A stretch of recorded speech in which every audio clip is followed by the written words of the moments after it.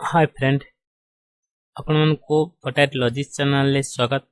मु पीके पटायत आपणकर जो लॉजिक सब्जेक्ट अछि प्लस 2 रे तो तार सीरीज बर्तन चलची पूरा फुल्ली कांसेप्ट सेट एक्सपेंशन चलची।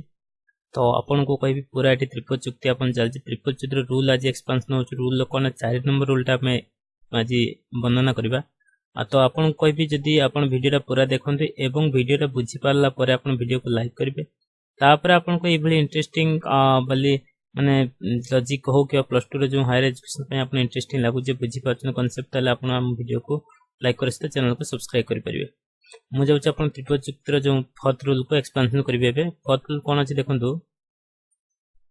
देखंतु 4 नंबर रूल अछि आपन नियम जो अछि आपन को त्रिपद चुक्ति साधारण नियम भेतरे त्रिपदी चुक्ति रो जदी कोनोसी पद सिद्धांत रे व्याप्त हुए तेबे ताहा हेतुवचन व्याप्ति हवा आवश्यक। मतलब सिद्धांत आपनकर जोटा व्याप्त हबो आपनको जे कोनसी पद तने सेटा हेतुवचन व्याप्त हेतु आवश्यक। जदी एटा रूल फॉलो करबेन तने तर्क दोष आसीबो। तार एक्सपेंशन मु आपनकर कहबी। देखन तार होची कोन सिद्धांत रे व्याप्त हेतुवचन भी व्याप्त हबो। सिद्धांत कोटा आपनकर रूल कोन आपनको सिद्धांत कोन एग्जांपल मु देखंतु। तर्क दोष आपन एठी अछि एग्जांपल कोन ना हेतुवचन कोन कहिछि ना हेतुवचन आप मतलब आपनकर त्रिपद चुक्ति तीनटा हेतुवचन माने वचन रे जोटा कि तर्क वचन प्रथम दुईटी कहला हेतुवचन कहबो एवं शेषटा का आपन कहबो सिद्धांत। तो ए सिद्धांत रे कोन जो पद गुडी आपन चिन्हाइ छै पक्ष पद साध्य पद आपन चिन्हचन से साध्य पद रे आपन जदी व्याप्त ताले हेतुवचन निश्चित से व्याप्त हेतबो।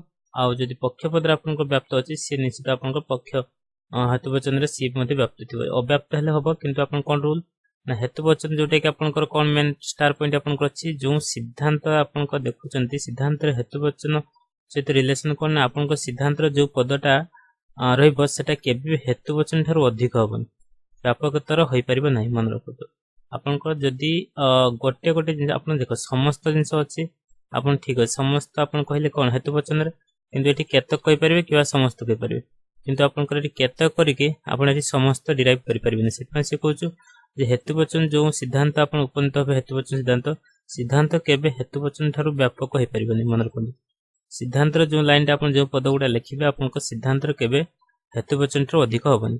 तो तार ठीक कोन लिखा जोटा व्याप्त अछि हेतुवचन सेटा आइदर व्याप्त अव्याप्त हेबे। सारांशटा हम कहू जे कि आपनकर एटा को जोटा व्याप्त अछि हेतुवचन हम कहले बे हेतुवचन जोटा व्याप्त अछि एठी आपनकर व्याप्त हो कि अव्याप्त हो काम चलिबो किंतु आपनकर अव्याप्त थिले एठी व्याप्त हे परबेनी। एई जगह आपन कोन होबे एई जगह जो फॉल्ट हबा आपन एठी एक्सप्लेनेशन करिवे क्वेश्चन एटा लिखिबे। आगे आपन एग्जांपल मन रखिबे एवं केते रूल लिखिबे। रूल लिखला पर आपन कोन करिवे ना एटा को एक्सप्लेनेशन करिवे। अव्याप्त हला पर एठी व्याप्त जे देजु से रूल गुडा कोन बा सेटा फुल हला पर आपन को जो तर्क दोष हो जोटा फालासी हो सेटा ही आपन एक्सप्लेनेशन करिवे।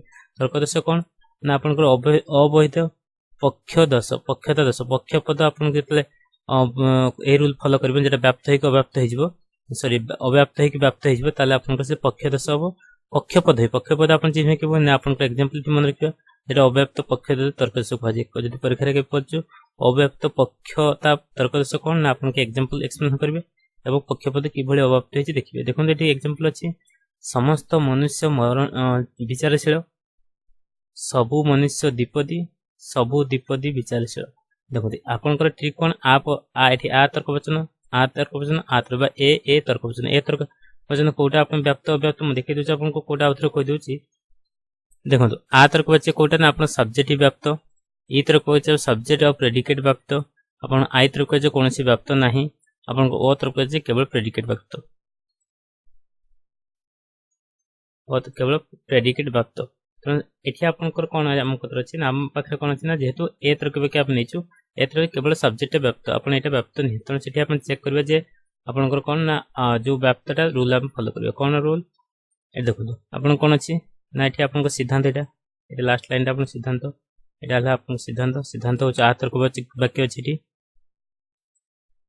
तो आ तर्क वाक्य कोन अछि एठी देखो द्विपदी आपनकर हो जेटे सब्जेक्ट जेहेतु हो एटा तो सब्जेक्ट व्याप्त अछि किंतु जेहेतु एटा आपनकर व्याप्त अछि एटा हला आपनकर पक्षपद ए पक्षपद कोठार अछि आपन पक्ष वयब्र जोटा कि आपन द्विपदी एठारे जे एठा भी आ तर्क वाक्य बा ए तर्क एठारे अव्याप्त अछि। तो ए जो रूल टा आपन को मानलन तो एठी आपन तर्क दोष ना पक्षपद जेहेतु एठी रूल फॉलो करून तन पक्ष ता दश एटा पक्षता तर्क दोष भाव मन रखन जेहेतु एटा पक्ष पद एटी फॉलो करन जे सेबल जे साध्य पद जतले रूल आपण फॉलो करबनी सेतले साध्य तर्क दोष आसी साध्यता तर्क दोष कोन अव्याप्त साध्यता तर्क दोष एग्जांपल कोन एटी सबु धेनु चतुष्पदी आपनकर तापर रहला आपनकर कोनोसी छेली धेनु नुहे कोनोसी छेली चतुष्पदी नुहे देखो एटा ए तर्क वाक्य एटा ई तर्क वाक्य एटा ई तर्क वाक्य एठी आपण सिद्धांत एटा लास्ट लाइन आपण सिद्धांत एटा सिद्धांत आपण कटला पक्ष पद एटा साध्य पद एठी साध्य पद आपनकर व्याप्त अछि जेहेतु ई तर्क वाक्य हम दुईटा जक व्याप्त तने एठी व्याप्त हम पाइले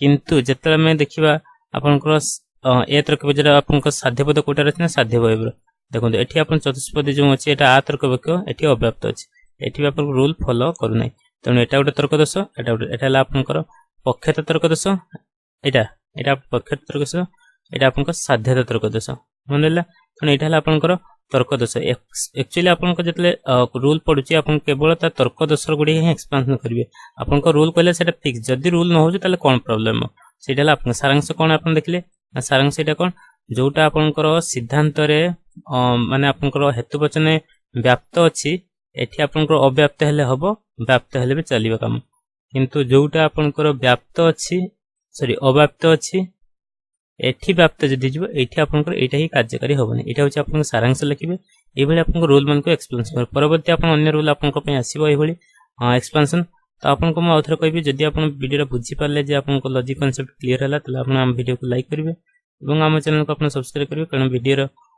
परि आपन को एई भली एक्सपेंशन वीडियो आपन पय आसीबो परवर्ती मतरे हम रखुची thank you for watching thank you.